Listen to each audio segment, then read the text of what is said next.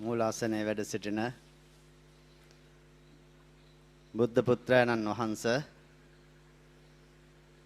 මේ ලංකා දීපය තුල ඉන්න පුබ්බේතගත පුඤ්ඤතා ශක්තිය ඇති ගෞරවනීය ස්වාමීන් වහන්සේ සිල්මෑණිවරුනි දයාබ්‍රාහ්මේ තාත්තේ දුවේ පුතේ අපි හැමදෙනාම ඊටාම වාසනාවන්ත පෙරසක් ඇත්තෙන්ම පුබ්බේතගත පුඤ්ඤතා ශක්තියක් නොතිබුණා නම් අද මේ පින් බිමට පය ගහන්නවත් ඒ වගේම මේ අරිහතුන් වහන්සේ දෙනතට පෙනෙන්නටවත් වාසනාවක් නැති මහා ජන සමාජයක අපි මහා වාසනාවන්ත පින් පිරිච්ච අය මම අරුණ චන්ද්‍රසේකර මගේ ගම කොකටේ ගොල්ලෑව ඒ කියන්නේ මදවච්චය කිට්ටුව මම මුලින් සඳහන් කරන්න ඕනේ මම පොඩි කාලේ ඉඳන්ම ධර්මයට ලැබියාවක් තිබුණා අම්මා තාත්තා සමග සිල් ගන්න ගියා අවසානයේ ගුරුවරයෙක් හැටියට අවුරුදු 16ක් කොළඹ පළාතේ පාසල් වල වැඩ කරලා පත්වීම ලැබුණෙත් බුද්ධ ධර්ම ආචාර්යවරයෙක් හැටියට උසස් පෙළ පටන් 6-4 සමහර වෙලාවට 3 වසර දක්වාත් වැඩ කරපු අවස්ථා තිබුණා. ඉතින් ඒ නිසාම බෞද්ධ දර්ශනය කියලා අත් වශයෙන්ම අපි එදා ඉහළින් හිතාගෙන හිටපු ඒවා පවා අධ්‍යයනය කරලා අවසානයේදී ගුරු ජීවිතේන විදේශගත වුණා. ඇත්තෙන්ම මම හරිය ආඩම්බරයකින් නිහතමානීව ප්‍රකාශ කරන්න ඕනේ. අපේ වැනි පිටිසර ගමක මම තවත් හිටියා නම් මම අද ළඳේ ඉන්න ගෙම්බෙක් වගේ මේ ආරංචිය පණිවිඩය යන්න මම්මාවත් ඇහිරිලා. නමුත් මම විදේශගත වෙලා මම හෙව්වා ඇත්ත වශයෙන්ම පොලිස් අධිකාරිතුමා කිව්වා වගේම හොයනකොට ඒ දෙනම මට ලැබුණා. වැඩි දවසක් මං ඇහැව්වේ නෑ. මට හිතුණා මේක නෙමේ නිවන් දකින දහම. මොකක් හරි මේකේ ලොකු අඩුපාඩුවක් තියෙනවා. තවත් පල්ලහැට අන්තර්ජාලය හරහා යනකොට පුබ්බේතගත පුඤ්ඤතා ශක්තිය නිසාම මේවන පලානේ ශ්‍රී ධම්මා ලංකාර බුද්ධ පුත්‍රයන් වහන්සේගේ ධර්ම දේශනාවක් එක විනාඩියයි අහපු පළවෙනි ධර්ම දේශනාවේ පළවෙනි විනාඩිය තුල මම මේ නම් බුදු බණමයි මේන් එහා ධර්මයක් මෙතෙක් කල මගේ ජීවිතේට අහගන්න බැරි වුණා. එදා පටන් අවුරුද්දයි මාස 2ක් මට ඇත්ත වශයෙන්ම ඉඩ ප්‍රස්තාව ලැබුණා. දවසට පැය 4-5ක් උන්වහන්සේගේම ධර්ම දේශනා අවුරුද්දයි මාස 2ක් රටේ නම් ඇහුවා. මට ඉන්න බෑ දැන් මෙහාට එනකම්. මුන්වහන්සේ බැහැ දකින්නට ඕනේ.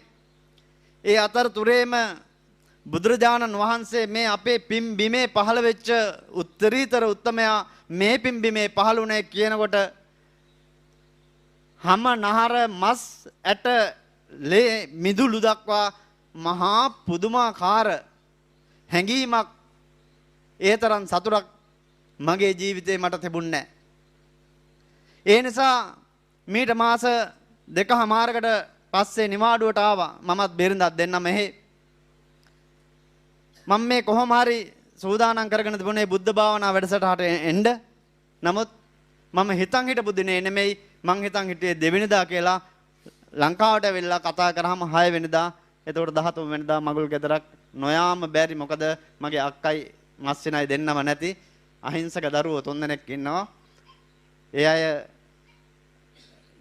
ඒ පුතාගේ මගුල් ගෙදර අම්මා තාත්තා වෙනුවෙන් මම තමයි ඇත්ත වශයෙන්ම කටයුතු කරේ.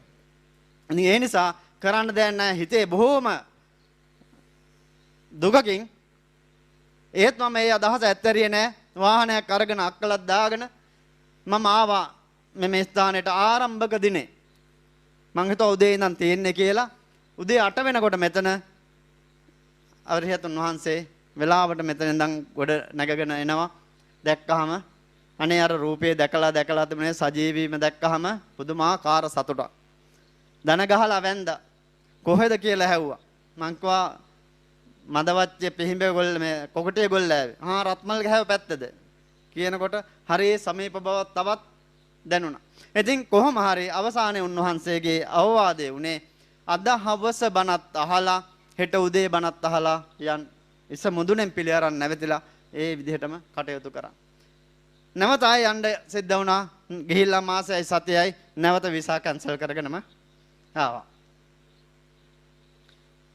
තවත් ඇත්ත වශයෙන්ම මේ රට වාසනාවන්තයි. ඒ නිසාමයි මට මේ ශ්‍රී සද්ධර්මය අහගන්න ලැබුණේ.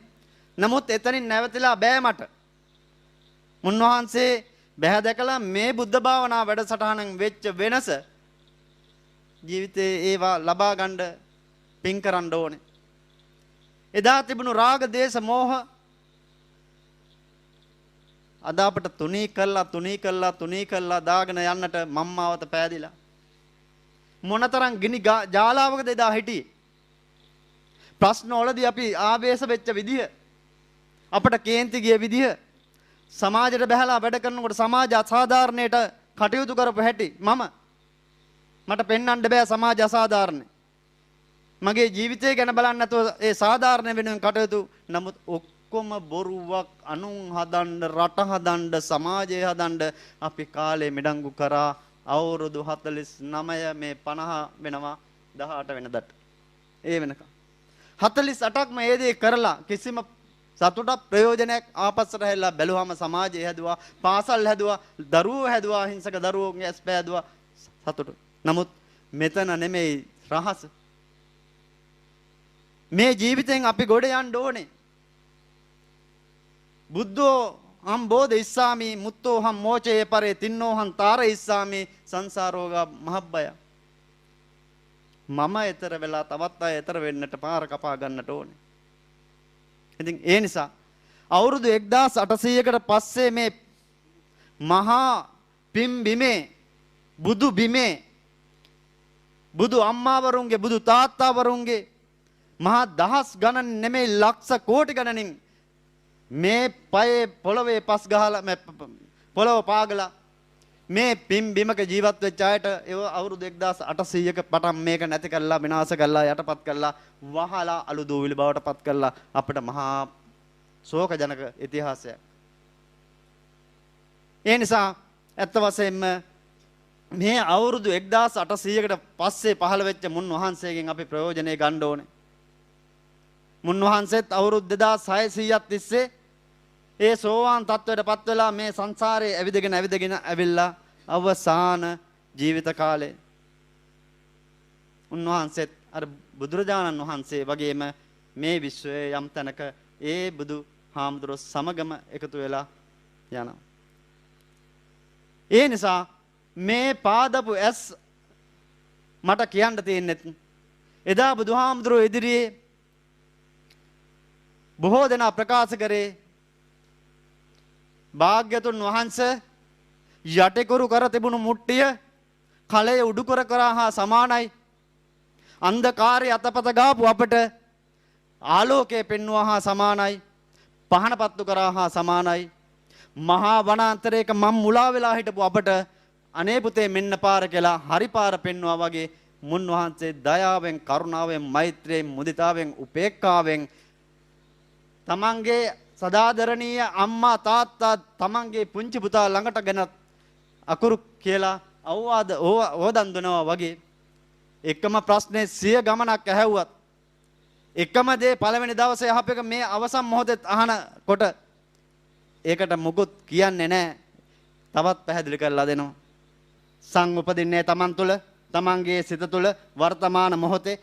ඒ නිසා අන්න වර්තමාන මොහොතේ තමන්ගේ සිතේ උපදින මෙන්න මේවා ගැන හොඳ දොරටුපාලයක් හදාගෙන සුපරික්ෂාකාරීව ඉඳගෙන මෙන්න මේ කටයුතු ආනපාන සති සමාධියෙන් ඉඳගෙන මේ උතුම් ශ්‍රී සද්ධර්මය තමන්ගේ ජීවිතයට ඇතුළත් කරගෙන සෝවාන් ආදී මගඵලයෙන් උතුම් වූ නිර්වාණ සැප ලබන්නටම මේ ජීවිත කාලය තුලම මේ කාලය තුලම හැම දිනාටම හැකියාව ශක්තිය ලැබේවා.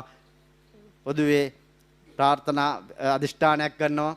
මුන්වහන්සේට අපි සියලු දෙනා මේ දවස් 7 තුල විතරක් නෙමේ මුළු ජීවිත කාලය තුලම කරගත්ත සියලු කුසල් වල ශක්තියෙන්, පින් වල ශක්තියෙන් පින අවශ්‍ය නැති වුණත් ඒවා කුසල් බවට පත් කරගෙන මුන්වහන්සේට නිරෝගී සැප ලැබේවා, චිර ජීවනය ලැබේවා, කායික ශක්තිය මේ ධර්මය තව තවත් දසදහසක් සක්වල පතරවන්නට ශක්තිය බලය ධෛර්යයම ලැබෙන්න ප්‍රාර්ථනා කරනවා. වෙන ප්‍රාර්ථනා කරන්න ස්වාමීනි වෙන දෙයක් නැහැ. සියල්ල සමත් වෙච්ච කෙනෙක්, ලෝකෙම සමත් වෙච්ච කෙනා, ලෝකෙම එකම මධ්‍යස්ථානයේ, ලෝකෙම ඈතර වෙච්ච දැනට ඉන්න උත්තමය.